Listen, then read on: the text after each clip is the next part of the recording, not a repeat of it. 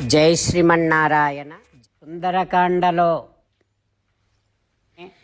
ప్రఘస వచ్చింది, ఇంకో రాక్షసి వచ్చి, ఇంకా ఆలస్యం ఎందుకు, సీతను తినేద్దాం, నేను సీత మెడను నొక్కేస్తా, ఆ తర్వాత మనం రావణుని దగ్గరికి వెళ్ళి సీత చనిపోయింది అని చెబుదాం.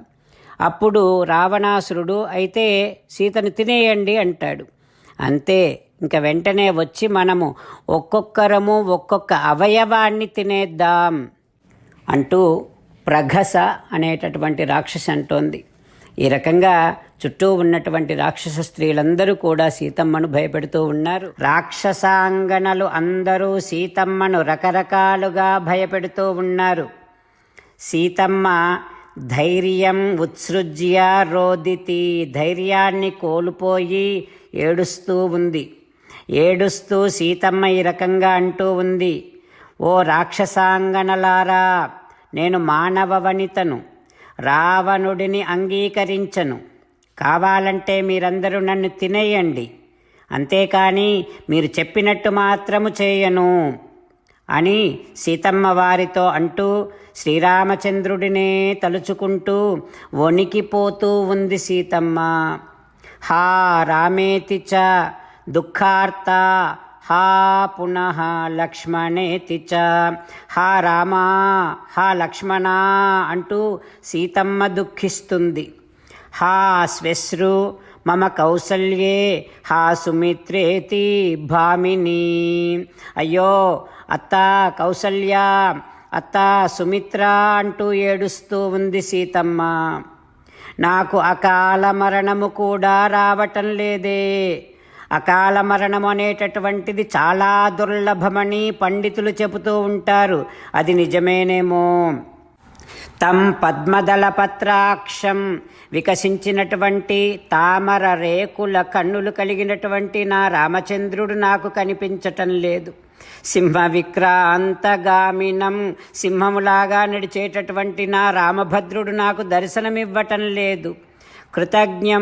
కృతజ్ఞుడైనటువంటి ప్రియవాదినం, చాలా తీయగా మాట్లాడుతూ ఉండేటటువంటి నా రామచంద్రుడు నాకు దర్శనమివ్వటం లేదు.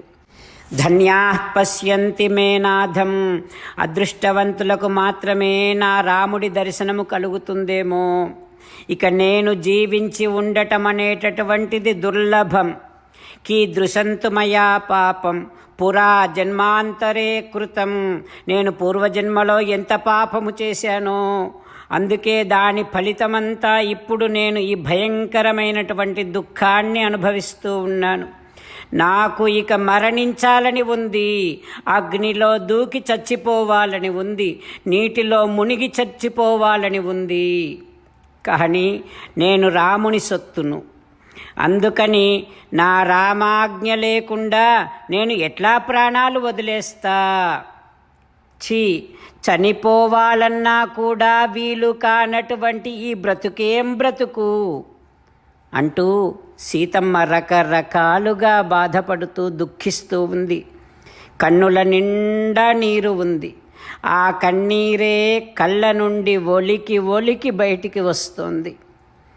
అట్లా సీతమ్మ ఉన్మత్తేవ ప్రమత్తేవ భ్రాంత చిత్తేవ శోచతి, ఒక పిచ్చిదానిలాగా, ఒక మతిస్థిమితము లేనటువంటి దానిలాగా, ఒక నిలకడలేనటువంటి మనస్సు కలిగిన దానిలాగా వివేష్టంతి మహీతలే, నేల మీద పడి దొర్లుతూ రోదిస్తుంది సీతాదేవి.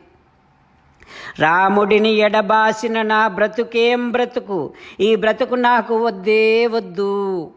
నా గుండె రాయైందేమో, ఎందుకంటే ఇంత దుఃఖములో కూడా నా గుండె బ్రద్దలు కావటం లేదు.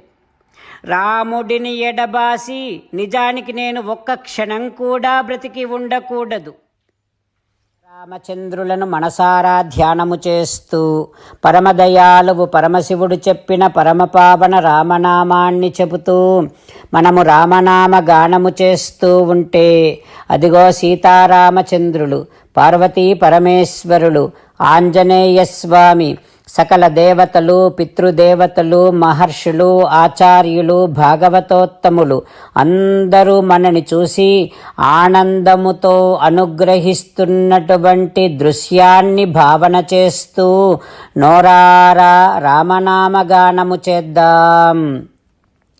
రామ రామ దశరథ రామ, రామ రామ దశరథ రామ, హే హే రాజా రామ, హే హే రాజా రామ, హే హే సీతారామ,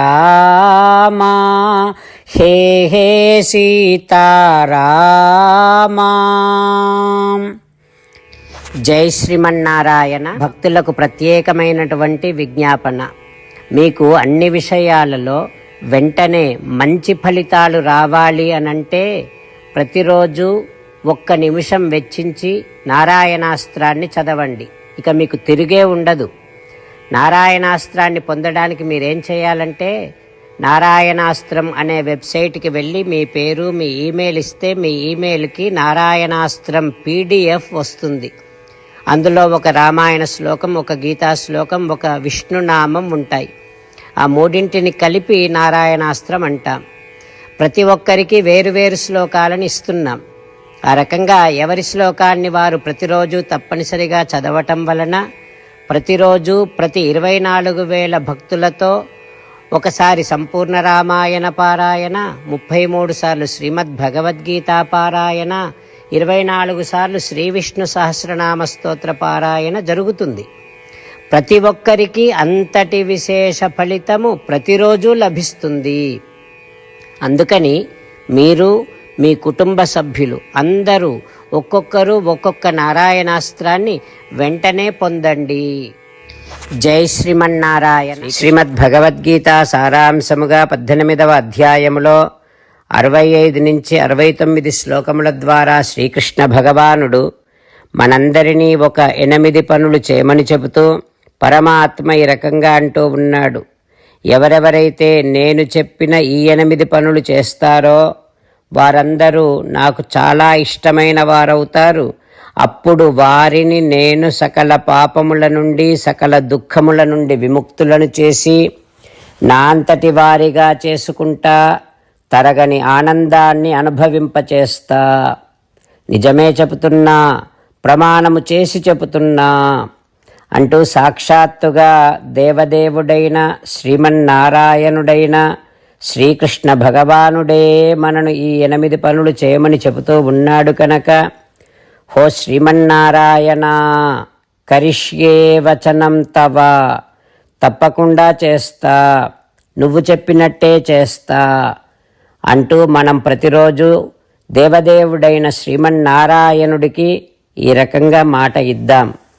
హో శ్రీమన్నారాయణ, నువ్వు చెప్పినట్టే నేను నిన్నే సంతతము ధ్యానము చేస్తూ ఉంటా. హో శ్రీమన్నారాయణ, నువ్వు చెప్పినట్టే నేను నీ భక్తుడిగానే ఉంటా. హో శ్రీమన్నారాయణ, నువ్వు చెయ్యమన్నట్టే నేను నా విధులను, కర్తవ్యాలను నీ సేవగా, నీ తృప్తి కోసమనే సక్రమంగా నిర్వర్తిస్తూ ఉంటా. హో శ్రీమన్నారాయణ, నువ్వు చెప్పినట్టే నేను నీవాడిని అనే మహావిశ్వాసాన్ని సంతతము కలిగి ఉంటూ నా హృదయములో నీకే నమస్కరిస్తూ ఉంటా. హో శ్రీమన్నారాయణ, మామేకం శరణం వ్రజ, నన్నొక్కడిని మాత్రమే శరణు వేడుకో అని నువ్వే అన్నావు కనుక నేను నిన్ను ఒక్కడిని మాత్రమే శరణు వేడుకుంటా. హో శ్రీమన్నారాయణ, మా శుచః, ఇక దుఃఖించకు అని నువ్వే నాకు భరోసా ఇస్తూ ఉన్నావు కనుక నేను ఇక దుఃఖించను.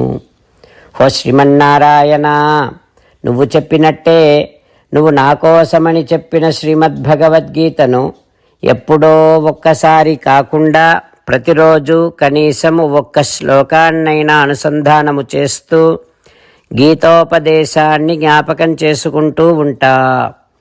హో శ్రీమన్నారాయణ, నువ్వు చెప్పినట్టే నువ్వందరి కోసమని చెప్పిన శ్రీమద్భగవద్గీతను తెలియని భక్తులందరికీ తెలియచేసే నా వంతు ప్రయత్నాన్ని నిరంతరము కొనసాగిస్తూనే ఉంటా. ఓ శ్రీమన్నారాయణ, నేను నువ్వు చెప్పినట్టే చేస్తా, నీకు నచ్చినట్టే ప్రవర్తిస్తా, నీకోసమే పని చేస్తూ ఉంటా. కరిష్యే వచనం తవ. సర్వం శ్రీకృష్ణార్పణమస్తు. జై శ్రీమన్నారాయణ.